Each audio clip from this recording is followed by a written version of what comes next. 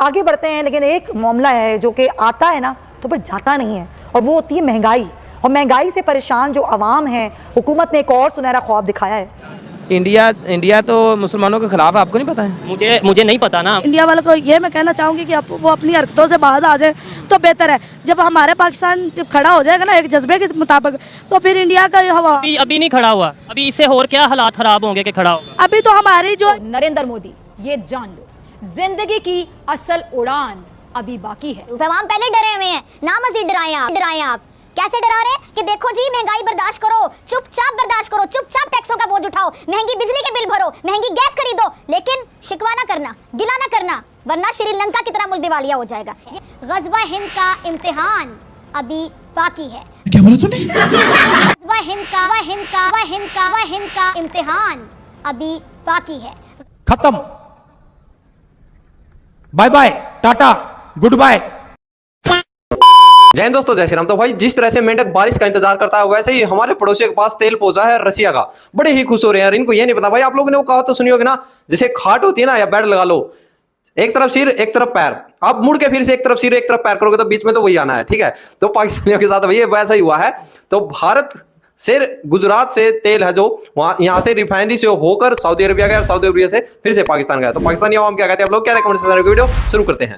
साल के बाद रूस से सस्ते तेल का पहला जहाज पाकिस्तानी बंदरगाह पर पहुंचकर लंगर अंदाज हो गया है। रशिया से ऑयल आया है, पहली कंसाइनमेंट 45,000 टन। वो पहले इंडिया गया, गुजरात में, वहां पर वो रिफाइन हुआ, और वहां से रिफाइन होने के बाद यूएई, और यूएई से वो पाकिस्तान आया। और अब एक अच्छी खबर शामिल कर लेते हैं कि रूस तेल लेकर जहाज कराची पहुंच चुका है। टॉपिक ये है, रशिया से ऑयल आया है पाकिस्तान में। सबसे पहले सवाल ये है कि क्या उसका कोई फायदा हुआ, कीमतें कम हुई, पाकिस्तान में ऑयल की कीमतें कम हुई? हाँ बिल्कुल, ये कुछ टाइम लगेगा लेकिन ये कम हो जाएंगी। ठीक है। अच्छा, रशिया से आया है ऑयल 45,000 टन, ठीक है। पाकिस्तान में क्या क्रूड ऑयल को जो रिफाइन करने की मशीनरी मौजूद है? आपके ख्याल से ये रिफाइन होके आया या ऑलरेडी पहले से रिफाइन था? मेरे ख्याल में तो ये क्रूड ऑयल आया, यहाँ रिफाइनरी में जाएगा और फिर उसको रिफाइन करके करेंगे। ठीक है। और अगर मैं आपको कहूँ कि ये जो क्रूड ऑयल आया, ये इंडिया गया गुजरात में, वहाँ से ये रिफाइन हुआ और फिर यूएई के थ्रू पाकिस्तान आया, तो आप क्या कहेंगे? I love you Modi ji. तो हमें तो भाई ये चाहिए कि सस्ता तेल चाहिए, चाहे इसराइल से आए चाहे इंडिया से, हमें इसमें क्या गर्द लेना देना। वो कहीं और भी जा सकता है कि इंडिया हमारे तेल पे ही बैठा हुआ है। बिल्कुल, ये बात मैं इस पॉइंट से एग्री करता हूँ भाई, अवाम की सहूलत होनी चाहिए, पब्लिक की सहूलत। लेकिन सवाल ये उठता है कि जो हमने यूएई मतलब इंडिया से रिफाइन हुआ और फिर यूएई गया, ठीक हो गया, फिर वापस आया, तो ये डायरेक्ट क्यों नहीं पाकिस्तान आ गया? जो इतना एक वाया हुआ है उसका, उसके ऊपर एक्सपेंस भी हुए होंगे वो जो सारे हैं, क्या वो वहाँ यूएई मुसलमान होने गया, वहाँ से वापस आया? लेकिन फिर भी बिल्कुल आप गलत। मैं बताता हूँ, ये मेरे भाई आप इसको स्टडी करें। सबसे पहले ये डायरेक्ट वेसल जो है ना रशिया से, ये पाकिस्तान आया है। ये प्लीज ये अच्छा, ये कहीं नहीं रुका। मैं आपको अगर रुका भी होगा तो जाहिर सी बात है कि गवर्नमेंट लेवल पे उन्होंने कुछ चेंजिंग करनी होगी, उसको टेस्ट करना होगा, तो बेहतरी के लिए किया होगा। आप क्या कहना चाहते हैं? ये कह ही नहीं रहा, मैं तो ये मैंने ये बोला कि ये खराबी के लिए बेहतर ही है।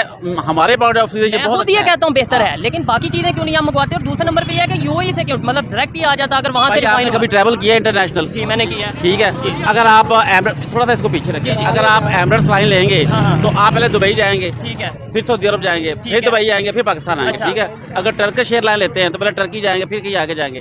इनके भी रूट्स होते हैं। अच्छा, मतलब अगर इंडिया साइड गुजरात से ये ऑयल जो रिफाइन हुआ, ये रूट होगा। नहीं, मैं ये प्रोपेगेंडा इस्तेमाल कर रहे हैं, जबकि ये पाकिस्तान के लिए बेहतर है। चलो सस्ता। मैंने ये कब बोला है कि ये नहीं अच्छा? मैं तो कहता हूं फिर आके फिर वही बात कर रहे हैं कि इंडिया से आया। भाई इंडिया से आया, इंडिया में कुछ चीजों उसने नापाक हो गया पेट्रोल। तो मैंने ये बात की है कि भाई वहाँ से नहीं आना चाहिए। मैं तो कहता हूँ सब्जियां भी वहाँ से आए, मैं तो कहता हूँ दालें भी वहाँ से आए, जो चीज हम ले सकते हैं। मेरा सवाल ये है कि हमने ये गवर्नमेंट पब्लिक को क्यों नहीं चीज बताई? अगर ऐसा हुआ है तो पब्लिक को क्यों नहीं बताया? अगर ये रिफाइन वहाँ से हुआ है, पाकिस्तान में ये रिफाइन नहीं हुआ।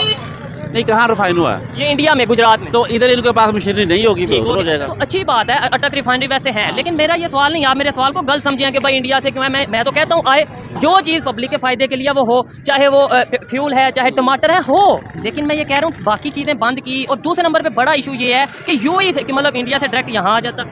मेरा सिर्फ सवाल ये है, मैं इंडिया से थोड़ी लिया, हमने तो रशिया से लिया। ठीक हो गया। हाँ, चाहे वो इंडिया से रिफाइन हो या जहाँ से भी हो, इशू नहीं है। जाहिर सी बात, अगर रिफाइनरी इधर वो कैपेसिटी नहीं है तो उधर से हो जाएगा। ठीक हो गया। क्या समझते हैं इससे बेहतरी होगी जो ऑयल आया है? आपको बेहतरी होगी, ऑफ कोर्स बेहतरी। मुताबिक पहले ऑयल इंडिया गया, वहाँ की रिफाइनरी, गुजरात की रिफाइनरी से रिफाइन हुआ और फिर यूएई से पाकिस्तान आया। अगर ये खबर सच है तो क्या कहेंगे इसके ऊपर?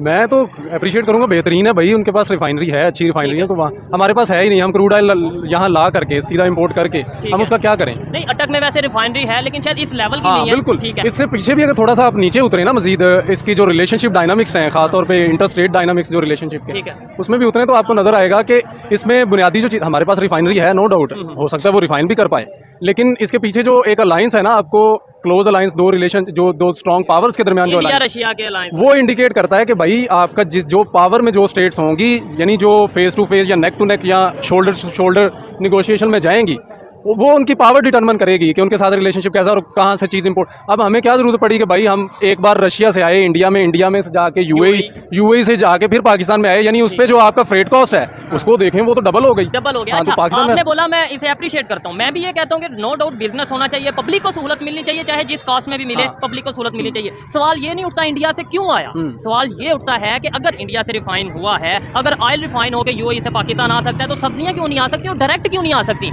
ये मेडिसिन भी यहाँ से यानी इंडिया से पाकिस्तान आती है, वो भी दुबई के थ्रू, यूएई के थ्रू आती है। आपको इल्म है इस बात का? हाँ बिल्कुल, काफ़ी हद तक इल्म भी है। मेरा एक दोस्त भी है, वो भी यही काम करते हैं कि इंडिया से चीज़ लेते हैं, कोई भी उठा दें मैन्युफैक्चरर, जो लेट्स से आप किसी एक डोमेन की बात कर लें, मेडिसिन ज़्यादातर यूज, मेडिसिन की कर लें, आप पेट्रोकेमिकल्स की कर लें, वो यहाँ से जाता है यूएई, दुबई जाता है, वहाँ से वो उसकी रैपिंग चेंज होके दुबई वगैरह का लोगो लगता है और फिर पाकिस्तान, क्योंकि हमारे बैरियर्स हैं। नहीं तो क्या वो दुबई या यूएई या इस्लामिक स्टेट्स में जाते हैं, मुसलमान होके वापस आते हैं? जैसे टमाटर सुना था ईरान से पहले उधर जाते हैं फिर यहाँ आते हैं, क्या इसमें मतलब देखने में ये बात अजीब है, लेकिन इसमें वजह क्या नजर आती है? पब्लिक से छुपाना आज के दौर में, सोशल मीडिया का दौर है, कि आज के दौर में ये चीज़ें छुप सकती हैं? नहीं, बिल्कुल छुप भी नहीं सकती और छुपाने की ज़रूरत भी नहीं है। और थोड़ी सी आगे, अगर थोड़ा सा इसी डिबेट से आगे बढ़ें तो हमें इस चीज़ का इदराक होना भी चाहिए और हमें ये चीज़ भी तस्लीम कर लेनी चाहिए कि भाई जो रियासतें या जो स्टेट्स कैपेबिलिटी रखती हैं उनके साथ हमें डायरेक्ट रिलेशन। तो भाई बड़ी जबरदस्त बात कही है शोएब भाई ने कि यानी कि जो भाई माल होता है इंडिया का, ठीक है, और घूम फिर के जाता भी भाई पाकिस्तान है, ठीक है, यानी कि भाई एक बॉर्डर है, इस बॉर्डर से टपके वहां पे भी जा सकता है, बट भाई वहां पर चलाएगा तो इनको पाकिस्तानी हुक्मरान है, जो हुक्मरान है, इनको मिलेगा क्या? कुछ भी नहीं, क्योंकि जो नफरतें हैं, जो भाई इनको पॉलिटिक्स कराते हैं, जो इनको वोट दिलाते हैं, जो इनको भूखा मारते हैं, उसके बाद ये वर्ल्ड को दिखाते हैं कि भाई हम गरीब हैं, IMF के सामने हाथ फैलाते हैं, तो ये सब कुछ अब देखो पाकिस्तान के अंदर से जिसका नामो निशाना भी मिट चुका है, इमरान खान ने जो कश्मीर का मसीहा बन रहा था, जो पाकिस्तान का कायदे आजम बन रहा था, जब पाकिस्तान बना था, जो मोहम्मद अली जिन्ना दूसरा 0.2 बनने की कोशिश कर रहा था, जो पाकिस्तान की सिचुएशन है, पाकिस्तान को भूखा मारने पे मजबूर कर रखा, इसी की तैसी हो रखी है भाई। जो 2019 में जब भारत ने धारा 370 वहां से हटा दी थी, तो इमरान खान को ही तो चुल मची थी, मैं मन क्या उनका मसीहा, हम भारत से अभी ट्रेड नहीं करेंगे, व्यापार। भाई भारत को क्या असर पड़ा? कुछ भी नहीं। अब अगर आप बोलते हैं कि भाई हम भारत का कुछ नहीं लेना, तो भाई जो भारत है, सऊदी अरेबिया होके फिर पाकिस्तान में 2 टैक्स लग के आता है, फिर क्यों खाते हो? पानी तो भारत का लगता है भाई, मिट्टी भी भारत की है, सब कुछ के भारत से तो आ रहा है, तो उसको भी छोड़ दो। अब ये तेल आया भाई, रिफाइन होके आया, जबकि पाकिस्तानियों को, अवाम को पता है, जो पढ़े लिखे हैं, कि इसका प्राइस कम नहीं होना है, फिर भी एक बेवकूफ बना रखता है कि न्यूज चली हुई है कि भाई रशिया से ऑयल मंगा लिया हमने, भारत की तरह ट्रेड कर ली, जो कि अमेरिका बोल रहा था हमसे ऑयल लो, उससे ऑयल नहीं लिया, तो हम अभी भारत की तरह सुपर पावर बन गए हैं। आप लोग कह रहे हैं, उनसे सुन के जय हिंद, जय श्री राम।